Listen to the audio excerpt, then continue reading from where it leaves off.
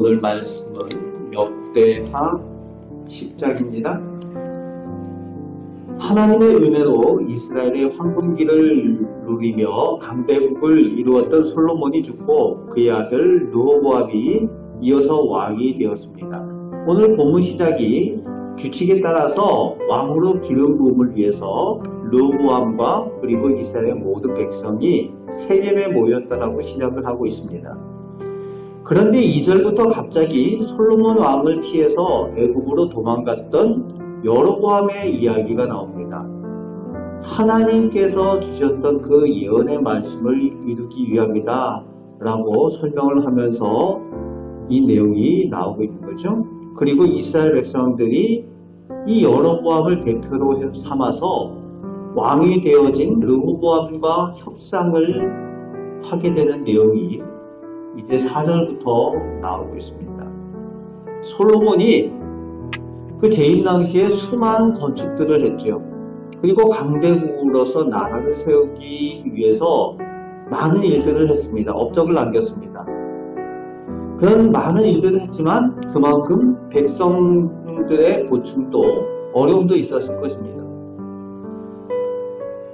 그런데 이제 특히 솔로몬이 통치 후반에는 자기가 가지고 있는 것들을 누리는 것 때문에 방탕함이 있었습니다. 이 역대하에는 기록되어 있지 않지만 열왕기에 보면은 그 내용들이 나오죠. 통치 후반에는 백성들을 돌보지 않고 자기 방탕함 때문에 여전히 자기 업적을 위해서는 일들을 하면서 백성들의 어려움을 돌보지 않았던 솔로몬의 통치 후반의 그 내용들을 알 수가 있습니다. 그래서 오늘 본문에 백성들이 여로보암을 대표로 해서 와서 왕의 아버지 솔로몬이 우리에게 했던 그 고역들을, 어렵고 고통스러운 그 일들, 그리고 멍에를 좀 가볍게 해주십시오. 그러면 우리가 왕으로 당신을 잘 섬기겠습니다 라고 합니다. 그때 르호보암이 3일 후에 다시 오면 내가 대답을 주겠다 라고 그들을 돌려보냅니다. 그리고 나서 이 르호보암이 두 무리의 사람들을 불러다가 의논을 하는 내용이 이제 그 다음부터 쭉 나오고 있습니다. 솔로몬 때 통치를 도왔던 신하들인 원로들을 먼저 불러서 그들에게 의논하고 묻습니다. 그리고 두 번째 부류는 자기와 함께 성장했던 젊은 신하들, 이스라엘이 번영하고 부유함을 누리는 그때에 함께 성장했던 그 젊은 친구들과 같은 사람들을 만나서 또 의논합니다. 근데 여기서 문제가 뭡니까? 하나님께 물었다는 얘기가 없어요. 기도했다는 내용이 나오고 있지 않습니다. 그래도 그나마 원로들이 이 객관적인 상황을 이해를 하고 있는 거죠. 그리고 솔로몬 때 가지고 있었던 함께 정치를 하면서 옳고 그름에 대한 이런 부분들을 다 보고 있는 사람들이기 때문에 무엇이 왕에게 도움이 될까 해서 그것에 대해서 현명한 그런 조언을 합니다. 그런데 르호보암은 이 원로들의 말을 듣지 않고 자기와 함께 성장했던 친구들과 같은 그 젊은 신하들의 이야기들을 그대로 듣고 포악한 말로 백성들에게 대답을 하죠. 뭐라고 표현을 하는가 하면은 내 새끼손가락이 내 아버지 허리보다 굵으니 라고 대답을 하라고 하죠. 그대로 대답을 하는 거예요. 자기의 새끼손가락이 솔로몬의 허리보다 굵다 이런 표현은 내가 더 잘났다 이런 표현을 쓰고 있는 거예요. 그만큼 교만하다는 얘기입니다. 왜 가장 부유하고 강대국인 이스라엘 나라에 그것을 눈으로 보고 컸고 그것을 자기가 지금 물려받은 거잖아요. 지금으로 얘기하면은 재벌 2세 같은 그런 모습이 지금 르호보암의 모습입니다. 그러면서 포악한 말로 대답을 해요. 아버지가 가족 채찍으로 너희를 쳤으면은 나는 정갈 채찍으로 치리라. 아주 독한 말을 하는 거죠. 백성들을 사랑하는 마음을 전혀 볼 수가 없습니다. 솔로몬 왕은 그 일들을 맡길 때에, 일들을 시킬 때에 가나안 7족속들이 어려운 일들을 맡게 하고 그들이 노예 일들을 하고 파괴하고 자기 백성에 대해서는 절대로 그 노예로 삼지 않고 그 어려운 일들을 맡기지 않았습니다.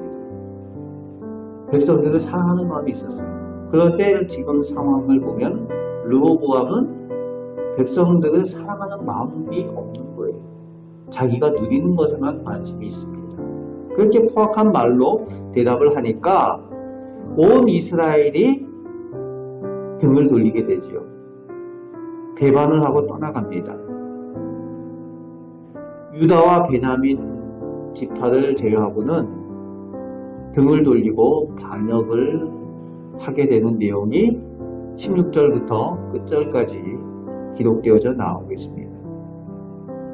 오늘 본문을 통해서 우리가 교훈을 얻게 되는 하나님의 말씀의 내용은 솔로몬이 인생의 후반에 하나님께로부터 받은 그 재물과 그 영광을 누리느라 그 타락함 때문에 다음 세대를 준비하지 못했다는 거예요.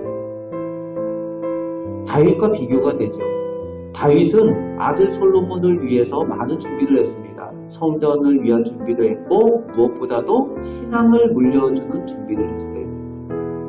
신앙을 물려줬어요. 기도해야 되는 것, 하나님을 제대로 섬기는 것, 이것을 물려줬습니다. 그런데 솔로몬은 그것을 물려주지 못했어요. 많은 부요함, 재물은 물려줬을지 모르지만 하나님을 섬기고 하나님께 기도하고 하나님께 묻고 섬기는 그것을 물려주지 못했습니다. 준비하지 못했다는 거죠. 많은 재물을 물려주니까 오히려 타락하게 되는 모습이 르호보암에게 나타나는 거죠. 또 르호보암의 문제가 무엇입니까? 기도할 줄 모른다는 거예요. 그리고 특별히 솔로몬과 비교되는 내용은 솔로몬은 하나님께 기도하면서 듣는 마음을 주옵소서 기도를 했지요. 하나님께 듣는 마음, 그리고 백성들에게서 듣는 마음, 지혜를 달라고 기도를 했습니다.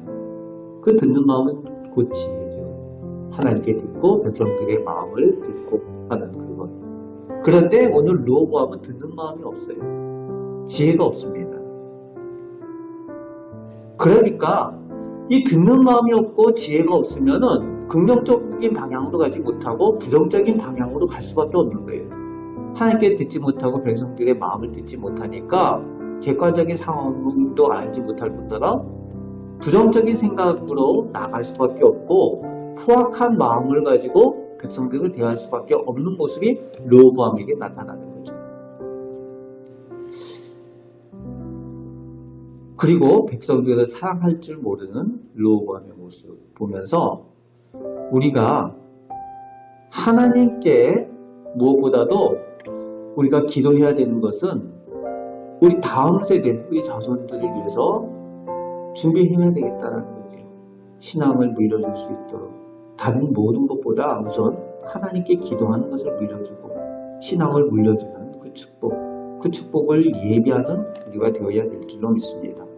그리고 하나님께 듣는 마음을 가질 수 있도록 그것을 잘 전해줄 수 있는 또 우리들도 하나님께 듣는 마음으로 하나님께 복을 받는 우리들의 모습이 우리 자녀들에게 또 우리 이웃에게 본이 되고 그것으로 축복의 통로가 되어지는 그런 은혜가 있게 될 줄로 믿습니다.